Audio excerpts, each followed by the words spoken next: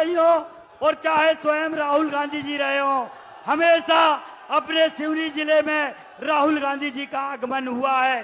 त्याग, तपस्या, शहादत और बलिदान का ये प्रतिबिंब राहुल गांधी जी के रूप में यहाँ पर खड़ा हुआ है। मेरी राहुल जी आपसे प्रार्थना है, आपका पूरा गांधी परिवार सिवनी जिले आते जाते रहा है, आप भी आए हैं, यहाँ पर समुचित पानी के खेतों में पानी की व्यवस्था चाहिए। आप निश्चित रूप से आने वाले समय में इस भारत के प्रधानमंत्री के रूप में आप सत्तासीन होंगे। मैं सबकी ओर से राहुल जी का स्वागत करता हूं और उनसे प्रार्थना करता हूं कि अपना उद्बोधन जनमानस को प्रदान कर रहे हैं। आदरणीय राहुल जी। जीतू पटवारी जी, उमंग सिंघार जी, अरुण यादव जी, राकेश तिवारी जी, अजय सिंह जी, हमारे कैंडिडेट मरकाम जी, कांग्रेस पार्टी के एमएलएज, सीनियर नेता, पार्टी के प्यारे कार्यकर्ता, भाई और बहनों, प्रेस के हमारे मित्रों, आप सबका यहां बहुत बहुत स्वागत, नमस्कार। आप यहां दूर दूर से आए, मेरी बात सुनने आए, इसके लिए मैं आपको शुरुआत में ही धन्यवाद करता हूं।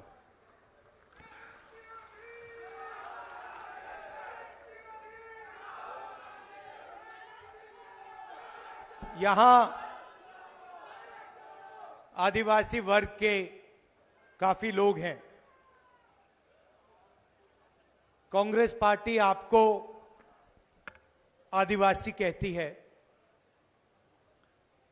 और बीजेपी, प्रधानमंत्री जी, अमित शाह जी, आरएसएस के लोग आपको वनवासी कहते हैं। सुना होगा आपने, सुना है? तो इन शब्दों के पीछे दो अलग अलग विचारधाराएं हैं। आदिवासी शब्द का मतलब वो लोग जो इस देश के, इस जमीन के पहले मालिक थे। मतलब आदिवासी का मतलब, अगर आप पहले मालिक थे तो जमीन पर, जल पर, जंगल पर, देश के धन पर आपका हक बनता है।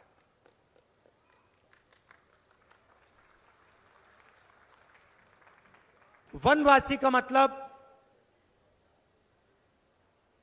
वो लोग जो जंगल में रहते हैं। वनवासी शब्द के पीछे एक विचारधारा है। सबसे पहले जो आपका इतिहास है, आपकी हिस्ट्री है, आपकी भाषाएं हैं, आपके जीने का तरीका है, उसको यह शब्द मिटाने की कोशिश करता है। दूसरा, जब हम वनवासी कहते हैं तो उसके अंदर यह छुपा हुआ है कि वनवासियों को ना जमीन का, ना जल का, ना जंगल का अधिकार मिलना चाहिए। क्योंकि वनवासी का मतलब आप जंगल में रहते हो, जंगल में आपको कैसे अधिकार मिलेगा? आदिवासी का मतलब आप ओरिजिनल मालिक हो, देश के पहले मालिक हो, और पहले मालिक का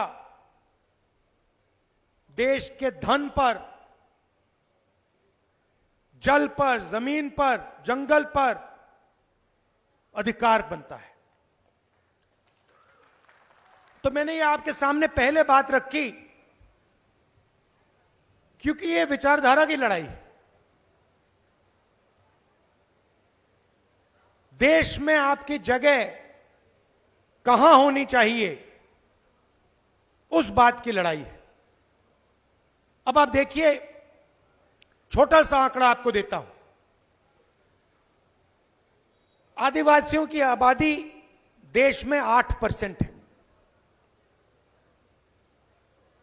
मैंने आंकड़े निकाले, मैंने पता लगाया कि हिंदुस्तान की सबसे बड़ी कंपनियों में,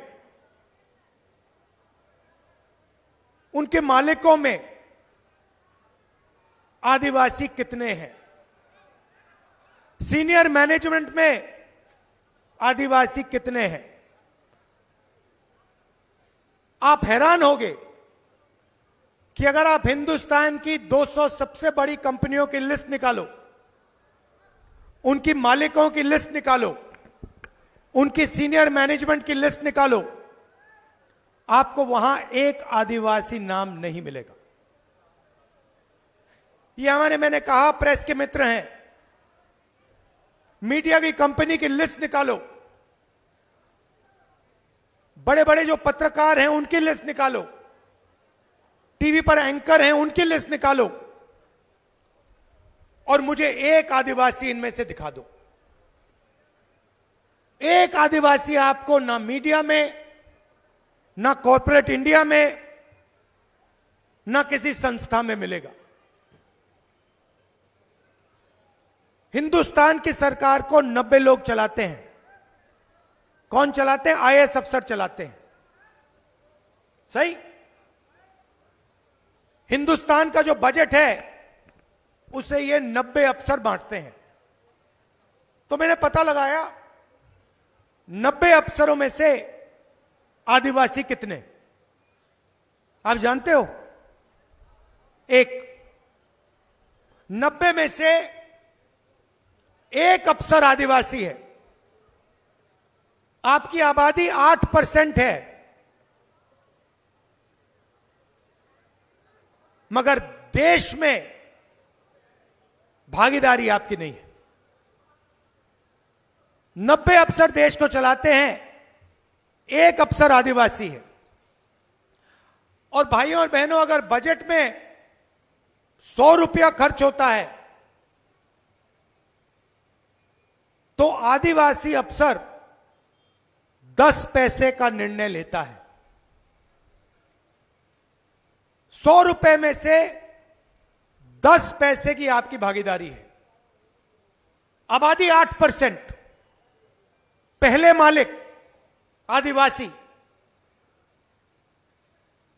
और 100 रुपए में से 10 पैसे का निर्णय आप लोग लेते हो।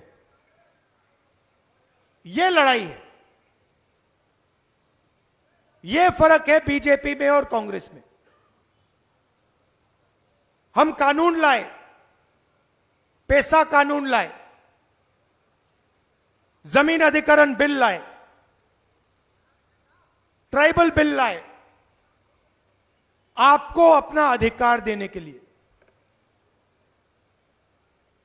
इंदिरा गांधी जी ने और कांग्रेस पार्टी की सरकारों ने आपको अपनी जमीन वापस दी, जमीन का हक आपको दिया, और ये हम करते रहते हैं। और बीजेपी क्या करती है? जहां भी इनको मौका मिलता है, आदिवासियों की जमीन छीनकर अदानी जी जैसे अरबपतियों के हवाले कर देते हैं।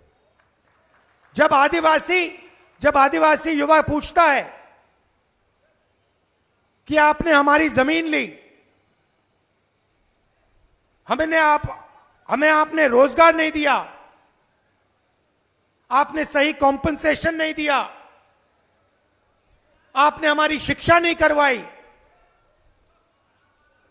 बीजेपी के लोग आदिवासियों को पकड़ पकड़ कर जेल में डाल देते हैं।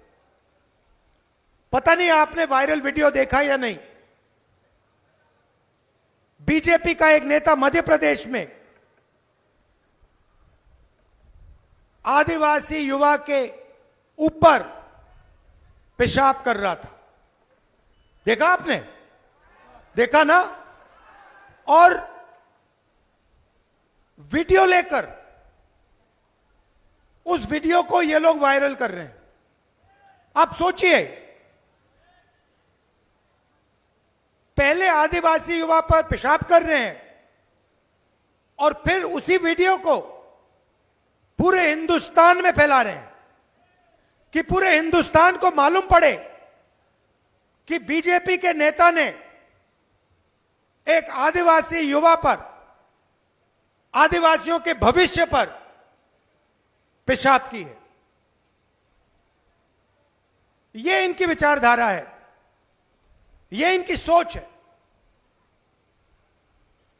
चुनाव का समय है, हमने अभी मैनिफेस्टो बनाया है। अगर आप मैनिफेस्टो को पढ़ेंगे तो उसमें हमने 3-4 क्रांतिकारी काम आपके लिए किए हैं। ऐसे काम किए हैं जिससे आपकी जिंदगी हमेशा के लिए बदल जाएगी। सबसे पहले हिंदुस्तान की जो गरीब लोग हैं, और उसमें बहुत सारे लोग आदिवासी हैं, दलित हैं, पिछड़े वर्ग के हैं, हर एक गरीब परिवार में, अच्छी तरह सुनिए मैं जो कह रहा हूं, हर एक गरीब परिवार को, उसमें से हम एक महिला को चुनेंगे और उस महिला के बैंक अकाउंट में साल के 1 लाख रुपए हम डालेंगे।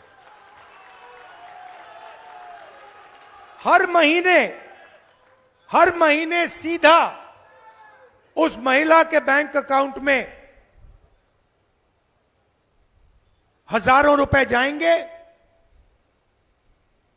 साल में हिंदुस्तान की सरकार हर गरीब परिवार को 1 लाख रुपए बैंक अकाउंट में डायरेक्ट सीधा आपके बैंक अकाउंट में डालेगी।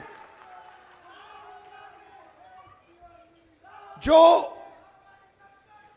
आशा और आंगनवाड़ी की महिलाएं हैं, उसमें भी आदिवासी हैं, पिछड़े वर्ग के लोग हैं, दलित हैं।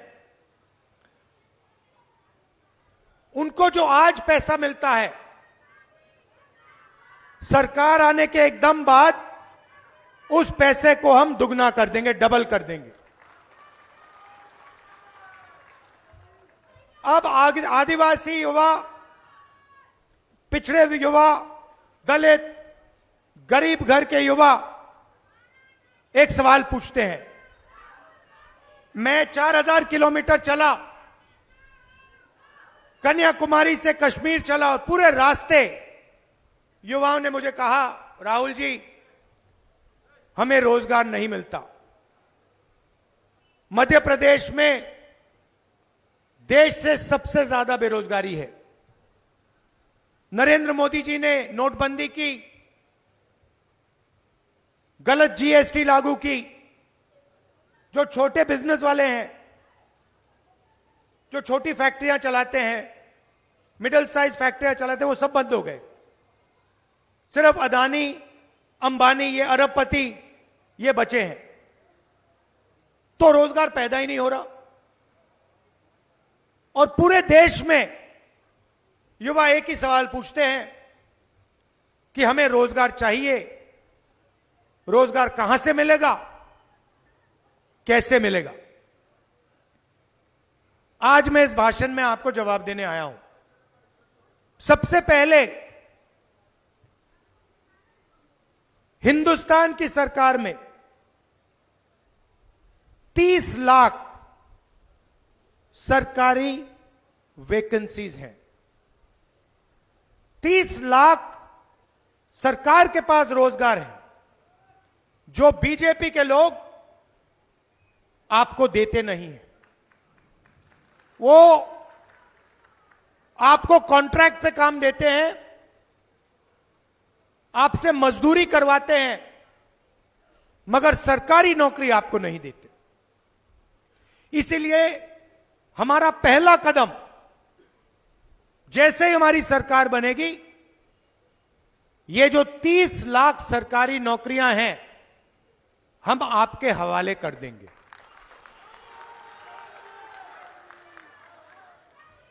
दूसरी बात, जो अमीर घर के लोग होते हैं, पता नहीं आपने अप्रेंटिसशिप शब्द सुना है या नहीं सुना है, तो मैं आपको बताता हूं अप्रेंटिसशिप क्या होती है। जो ये अमीर घर के बच्चे होते हैं, रोजगार का पाने से पहले, काम करने से पहले, ये अलग अलग कंपनियों में जाके ट्रेनिंग लेते हैं। कोई 6 महीने की ट्रेनिंग लेता है, 1 साल की ट्रेनिंग लेता है, और ट्रेनिंग के लिए इनको पैसे मिलते हैं। तो हम एक नया कानून ला रहे हैं। जैसे हम मनरेगा लाए थे, जिसमें हमें कहा था कि जो भी गरीब है उसे 100 दिन का रोजगार गारंटी करके कांग्रेस पार्टी देगी। तो ये हमने सालों पहले ये योजना हम आपके लिए लाए थे, और वो चलेगी। नरेंद्र मोदी जी ने उसको बंद करने की कोशिश की, पैसा नहीं देते हैं, हम उस योजना को चलाएंगे। मगर हम एक नई योजना, एक नया अधिकार आपको देना चाहते हैं।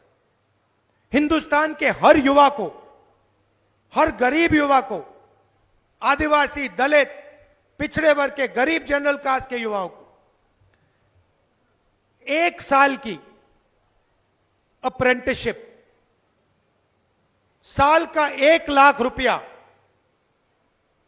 जो भी युवा चाहता है, पब्लिक सेक्टर में, प्राइवेट सेक्टर में, 1 साल का अप्रेंटिसशिप का अधिकार हम आपको देने जा रहे हैं। तो हर युवा को यह मिलेगा। जो भी करना चाहेगा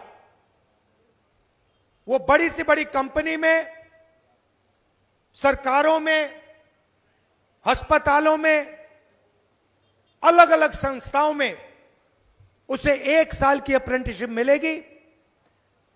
1 साल का 1 लाख रुपया मिलेगा, और फिर अगर वो अच्छा काम करेगा तो शायद वहीं उसको नौकरी मिल सकती है। जब मैं यहां यात्रा में निकला,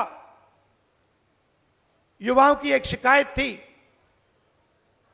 आते थे, रोते हुए कहते थे कि राहुल जी,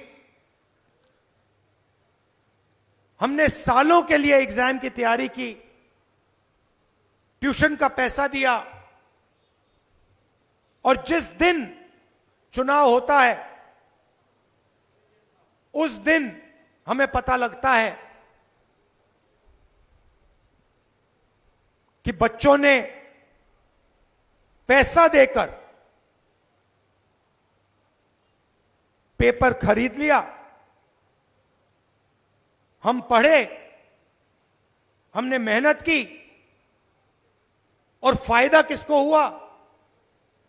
जो पढ़ा नहीं, जिसने पैसे देकर पेपर खरीदा।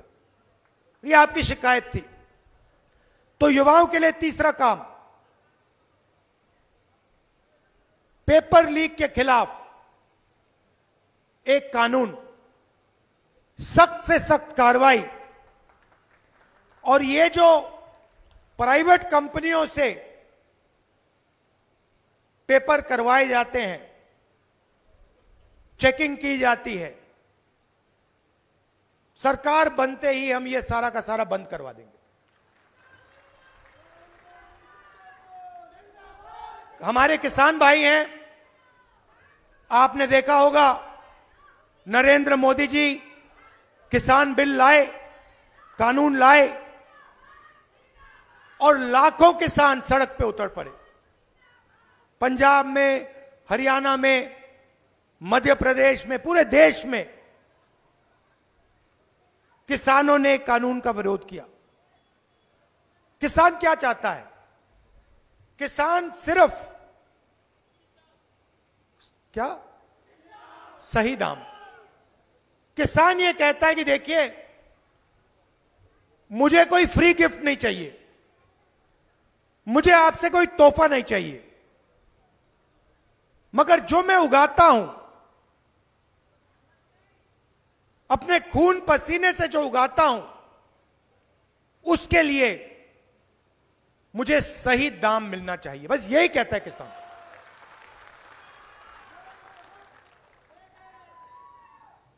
वो ही कहता, और कुछ नहीं कहता। और नरेंद्र मोदी की सरकार कहती है हम आपको सही दाम नहीं देंगे। अरबपतियों का 16 लाख करोड़ रुपया कर्जा माफ किया है, मगर किसानों का कर्जा माफ नहीं करते। और जब किसान एमएसपी मांगते हैं, मिनिमम सपोर्ट प्राइस मांगते हैं, तो पुलिस वाले उन पे गोली चलाते हैं। तो हमने मैनिफेस्टो में साफ कह दिया है, किसानों का कर्जा माफ होगा और कानूनी मिनिमम सपोर्ट प्राइस हिंदुस्तान के किसानों को मिलेगी और कानून के मुताबिक उनको सही दाम अनाज के लिए, धान के लिए दिया जाएगा। और आखिरी बात किसानों के लिए, ये जो नरेंद्र मोदी जी फसल बीमा योजना लाए हैं, आप पैसा भरते हो, सरकार का पैसा जाता है, आंधी तूफान आता है, फिर आपको बताया जाता है कि भैया आपको कॉम्पनसेशन नहीं मिलेगा, और पूरा का पूरा पैसा 16 कंपनियों को जाता है। तो हम नई योजना लाएंगे और जो आपकी इंश्योरेंस की क्लेम होगी, उसका पैसा हम आपको 30 दिन के अंदर दिलवा देंगे। तो ये हमारे वायदे हैं। और भी वायदे हैं, मगर ये हमारे सबसे बड़े वायदे हैं। अब थोड़ा सा मैं आदिवासियों के बारे में बोलना चाहता हूं कि हम आपके लिए क्या करने जा रहे हैं।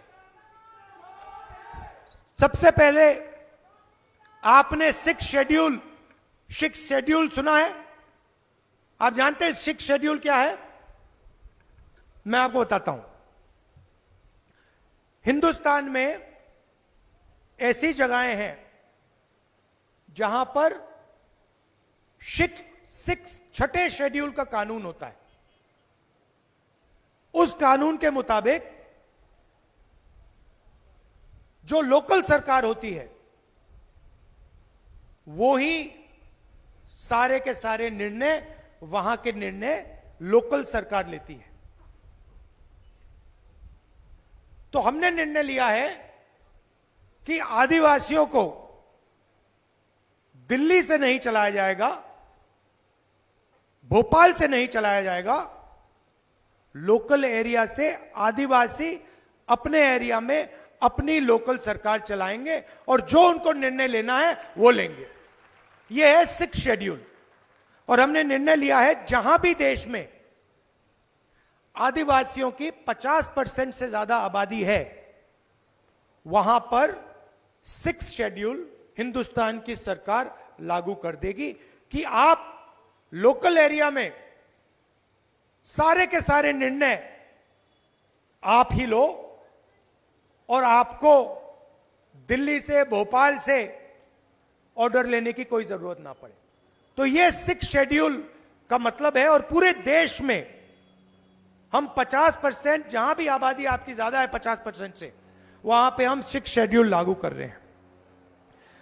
जो SC ST OBC की स्कॉलरशिप है उसको हम दुगना करने जा रहे हैं। तो जितनी आज आपको स्कॉलरशिप मिलती है उससे डबल आपको सरकार आने के बाद मिलेगी। और आखिरी बात, शायद सबसे जरूरी बात, आपने देखा होगा कि जहां भी सरकारी नौकरियां होती हैं वहां पे आपको कॉन्ट्रैक्ट पे लिया जाता है। सही बात? मतलब आपको परमानेंट नौकरी नहीं दी जाती, आपको कॉन्ट्रैक्ट पर लिया जाता है और जब भी वो चाहते हैं आपको वो बाहर कर देते हैं, नौकरी से निकाल देते हैं।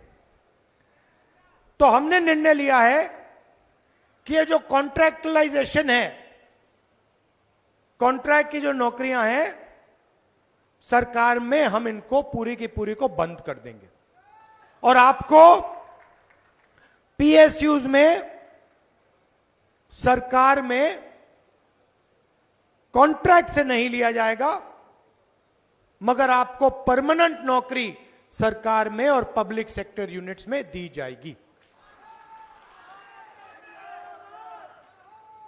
और जो भी आपकी फॉरेस्ट राइट्स की जो क्लेम्स हैं वो सारी की सारी हम 1 साल के अंदर, जो आपकी जमीन के सवाल हैं, जो जमीन का हक है, वो सारा का सारा आपको हम 1 साल में दिलवा देंगे। तो ये हम आपके लिए करने जा रहे हैं। देखिए, चुनाव 2 विचारधाराओं का है। एक तरफ नरेंद्र मोदी हिंदुस्तान के 2-3 अरबपतियों के लिए काम करते हैं, दूसरी तरफ कांग्रेस पार्टी गरीबों के लिए, किसानों के लिए, मजदूरों के लिए, पिछड़े वर्ग के लोगों के लिए, आदिवासियों के लिए, दलितों के लिए काम करती है। लड़ाई इन दोनों के बीच में है। आप हैरान हो जाओगे, नरेंद्र मोदी जी के राज में 22 लोग हैं, अरबपति हैं, जिनके पास उतना ही धन है जितना हिंदुस्तान के 70 करोड़ लोगों के पास है। 22 लोगों के पास नरेंद्र मोदी जी ने 22 लोगों को इतना अमीर बना दिया कि अगर आप उनके धन को देखें तो उनके पास 22 लोगों के पास इतना धन है जितना 70 करोड़ हिंदुस्तानियों के पास है। शर्म की बात। और नरेंद्र मोदी जी ने आदिवासी युवाओं की शिक्षा के लिए कर्जा माफ नहीं किया,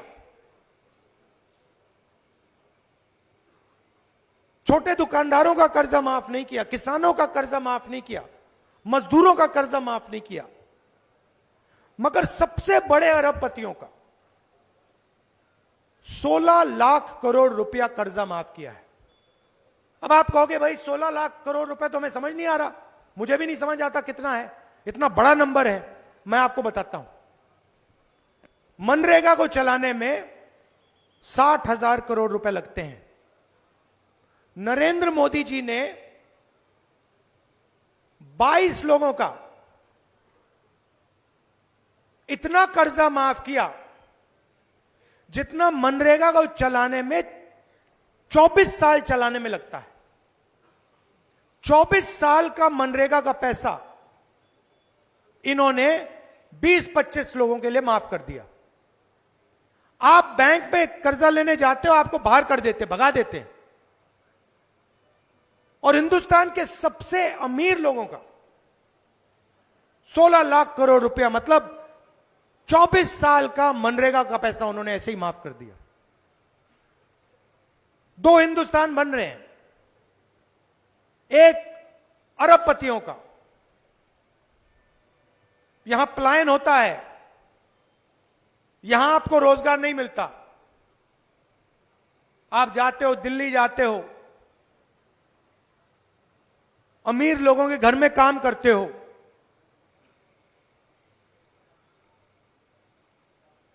क्यों?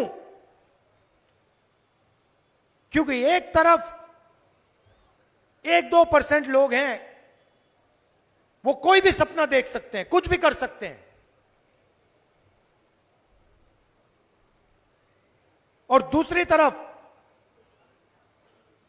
हिंदुस्तान के गरीब लोग, उनको ना रोजगार मिलता है, ना स्कूल कॉलेज में जा सकते हैं, और जाते हैं फिर प्राइवेट कॉलेज में जाओ, बैंक लोन लो, लाखों रुपए का बैंक लोन लो, और फिर बाद में पता लगता है भैया रोजगार ही नहीं मिला। तो आपके जेब में से पैसा निकलता है, जीएसटी आप देते हो, वो जो आपने कुर्ता पहना है, जितना जीएसटी आपने दिया उतनी ही जीएसटी अदानी देगा, बराबर। अगर आप कुछ खरीदते हो, जितनी आप देते हो उतनी अदानी देता है, पैसा आपका, कर्जा माफ उनका, पैसा आपका। आप जाते हो स्कूल कॉलेज में जाना चाहते हो, सारे के सारे प्राइवेटाइज कर दिए, पता लगता है भैया स्कूल में जाना है, कॉलेज में जाना है, लाखों रुपए देने, किसको देने? उन्हीं को देने। बीमार होते हो, प्राइवेट अस्पताल में जाते हो, पता लगता है भैया लाखों रुपए इलाज में लग गए, पैसा कहां गया? उन्हीं लोगों के हाथ गए। तो ये हम बदलना चाहते हैं। हम चाहते हैं कि अगर उनका कर्जा माफ हो, अरबपतियों का माफ हो, तो फिर हिंदुस्तान के किसान का भी हो, मजदूर का भी हो, आदिवासी का भी हो, और अगर इनका नहीं होता फिर उनका भी ना हो। इसमें कोई गलत बात तो नहीं है। तो ये मैं आपसे कहना चाहता था, आप वो सरकार चुनिए जो आपके साथ खड़ी है, जो आपके साथ मिलकर देश को बदलने का काम करती है, जिसने आपको मनरेगा दिया, जो आपको 1 लाख रुपए हर गरीब परिवार को देने जा रही है, जो एक नया अप्रेंटिसशिप का कानून ला रही है, करोड़ों युवाओं को 1 साल की अप्रेंटिसशिप देने जा रही है, उनका आप समर्थन कीजिए, कांग्रेस पार्टी का समर्थन कीजिए। और याद रखिए कि दिल्ली में मैं आपका सिपाही हूं, जो भी आप करवाना चाहो, जो भी आप मुझसे चाहो, आपको सिर्फ ऑर्डर देना है, मैं हाजिर हो जाऊंगा। धन्यवाद, नमस्कार, जय हिंद। कहीं सुना है रिटेल की दुकान पर होलसेल का दाम? जी हाँ, नव्या लेकर आया है डिजाइनर सूट्स, कुर्तीज और फैब्रिक्स। सबसे सस्ता, सबसे अच्छा, defence road, Mamun, Pathankot. Contact 96141 96141।